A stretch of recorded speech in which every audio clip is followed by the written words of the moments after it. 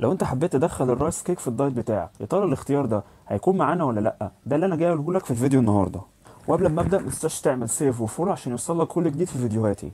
رايس كيك هيبقى اختيار حلو جدا ليك لو انت بتنشف او حتى كمان انك بتخس، وده لانه ليه قدره ان هو بيشبعك بشكل كويس جدا. لو احنا جربنا نحط الشريحه الواحده على الميزان هنلاقي ان هي بتوصل من 8 جرام لحد 9، فهتديك 35 سعر حراري و7 جرام من الكربوهيدرات وجرام واحد من البروتين. فلو انت حبيت تزود الشرايح ديت لحد 5 هيدوك في حدود 40 جرام لحد 45، فهتلاقي ان هي بتديك 175 سعر حراري و35 جرام من الكربوهيدرات و5 جرام من البروتين. فلو انت حبيت تضيف عليها معلقه كبيره من مربى فيتراك، لو بصينا على ظهر المربى هنلاقي ان كل 20 جرام منها بتديك 48 سعر حراري و12 جرام من الكرب.